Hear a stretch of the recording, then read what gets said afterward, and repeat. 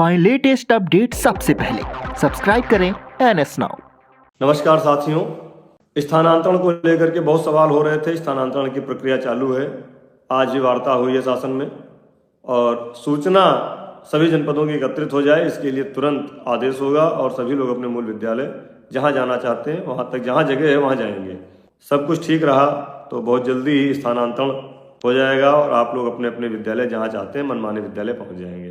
दूसरा, कैशलेस इलाज जो आपको मिला है, माननीय सरकार द्वारा दिया गया है, माननीय मुख्यमंत्री जी के आशीर्वाद से, उसके लिए भी अभी शासनादेश जारी होगा। उसमें सारी डिटेल्स अलग से होंगी, क्योंकि आप जानते हैं कि कैशलेस चिकित्सा योजना में प्राथमिक के शिक्षक हैं, जूनियर के शिक्षक हैं, तदर्थ शिक्षक हैं, माध्यमिक के शिक्षक हैं, शिक्षा मित्र हैं, अनुदेशक हैं, रसोइया माता हैं। एक सवाल बहुत आप लोगों का आ रहा है कि मानदेय कितना बढ़ सकता है और मुख्यमंत्री जी का कार्यक्रम। अच्छा, मुख्यमंत्री के कार्यक्रम की बात आपसे किसने कही? भाई देखिए, काम हम लोग कर रहे हैं, संगठन भी काम कर रहा है और हमारे संरक्षक हैं जो हमारे लगातार मेहनत कर रहे हैं। आदरणीय श्रीचंद शर्मा जी MLC हैं, रात दिन वास्तव में उनके दिमाग में हमने जो कहा ना कि वो एक शिक्षा मित्र की तरह सोच रहे हैं कि आम शिक्षा मित्र कैसे परेशान है, क्योंकि सारी चीज़ें उनको जानकारी में है। हम लोग समय समय पर वह स्वयं पूछते हैं और हम लोग भी बताते रहते हैं कि कैसे हम लोगों के दुर्दिन चल रहे हैं। इसके लिए वह स्वयं लगातार प्रयासरत हैं। देखिए, कार्यक्रम होगा, आपको बताया जाएगा, उचित समय पर होगा, उचित समय पर बताया जाएगा। हवाबाजी में कोई काम नहीं करना है और जब भी कोई ऐसी सूचना होगी तो आपको संगठन के माध्यम से एकदम सटीक जानकारी दी जाएगी। हाँ, हम लोग प्रयास कर रहे हैं, ये सच है कि माननीय मुख्यमंत्री जी का कार्यक्रम हम लोग लेने का प्रयास कर रहे हैं और जो उन्होंने हमारे लिए किया है उसका हम धन्यवाद भी देंगे उनको। कैशलेस चिकित्सा योजना का धन्यवाद देंगे। जो हमारी समस्याएं हैं, जब वो हमारे बीच में आएंगे तो हम उन सारी समस्याओं को रखेंगे। हमारे साथी जो 60 साल से 62 साल होना चाहते हैं वो हमारा मुख्य मुद्दा रहेगा। हमारा जो मृतक और रिटायरमेंट साथी हैं उनके परिवार के लिए भी हम अपनी बात रखेंगे और मानदेय तो कम है ही है, वो तो जग जाहिर है, वो बात तो हमको रखना ही रखना है। निवेदन करेंगे, आग्रह करेंगे, लेकिन उसके पहले जब तक लिखित में, हमने हमेशा कहा है, जब तक लिखित में माननीय मुख्यमंत्री जी की सहमति ना मिल जाए तब तक हम कोई हवाबाजी में बात नहीं कहेंगे और ना ही झूठ हमको पसंद है।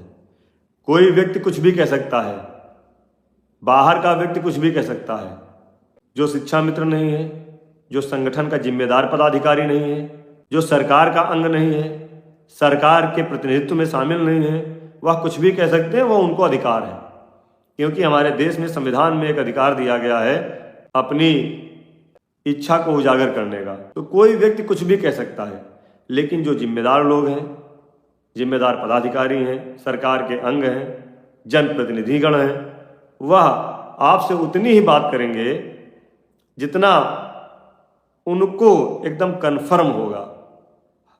सुनी सुनाई बात पे कोई बात वो नहीं आपसे करेंगे। इसलिए हम आपसे पुनः एक बात कह रहे हैं कि कार्यक्रम कब होगा, कैसे होगा, कार्यक्रम की रूपरेखा क्या होगी, उस कार्यक्रम में कौन कौन रहेगा, कौन कौन लोग शामिल रहेंगे, जब तक इस पर पूरी सहमति, देखिए ये छोटी बात नहीं है। कार्यक्रम करना ना करना अलग बात है, लेकिन उत्तर प्रदेश के माननीय मुख्यमंत्री जी का स्वागत सम्मान करना एक छोटी बात नहीं, बहुत बड़ी बात है और इसके लिए प्रयास हम लोग बहुत दिन से कर रहे हैं। ये नहीं कि आज से कर रहे हैं, कैशलेस चिकित्सा योजना में हम शामिल कर लिए तब से कर रहे हैं। इसका प्रयास हम लोग लगातार 2023 के बाद से कर रहे हैं कि माननीय जी हमारे मध्य में आए और हमारी पीड़ा को सुने। और जब तक ये निर्धारण नहीं हो जाता, जब तक माननीय मुख्यमंत्री जी के यहाँ से लिखित कार्यक्रम जारी नहीं हो जाता, कार्यक्रम की रूपरेखा नहीं जारी हो जाती, अभी कैसे हम कह दें कि उसमें कौन कौन शामिल रहेगा? शिक्षा मित्र अकेले रहेंगे कि अनुदेशक भी रहेंगे कि अध्यापक भी रहेंगे कि रसोइया भी रहेंगी? अभी ये कन्फर्म कोई चीज़ नहीं है। हाँ, प्रयास चल रहा है। आदरणीय MLC हमारे संरक्षक महोदय इसके लिए लगातार प्रयास कर रहे हैं और हम लोग भी उनके साथ उनके पीछे पीछे चल करके उनके हर दिशा निर्देशों का पालन कर रहे हैं। और जब तक ये फाइनल ना हो जाए तब तक आप लोग इस बात को अभी फिलहाल अपने अंदर रखें, क्योंकि बहुत सारी चीज़ें हैं, कभी कभी होता कुछ नहीं है और उसका हल्ला पूरे देश में हो जाता है। बहुत सारी चीज़ें हैं। 2024 के चुनाव के पहले जब एकदम साफ दिख रहा था कि हमारी मानदेय बढ़ोतरी होने जा रही है, अधिकारी से लेकर के माननीय मंत्री तक सारे लोग उनकी बातचीत से लग रहा था, लेकिन नहीं हो पाया। उस समय पत्रकारों ने भी बोला, हम लोगों को लग रहा तो हम लोगों ने भी बोला कि उम्मीद है कि हो जाएगा, लेकिन नहीं हो पाया। इसलिए अति उत्साह में कोई ऐसी बात ना हमसे निकल जाए, ना आपसे निकल जाए, ना किसी साथी से निकल जाए कि जिससे उसका नकारात्मक प्रभाव पड़े।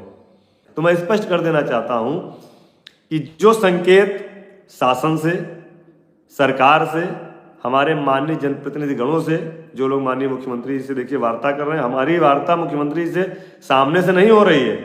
हम मानते हैं कि हमारी मुलाकात नहीं हो रही है, लेकिन अप्रत्यक्ष रूप से जो बातें हमारी होती हैं वो माननीय मुख्यमंत्री तक पहुंच रही हैं और मुख्यमंत्री जी का जो आशीर्वाद स्वरूप वचन है वो हम तक आ रहे हैं और हमारे द्वारा आप तक पहुंच रहे हैं।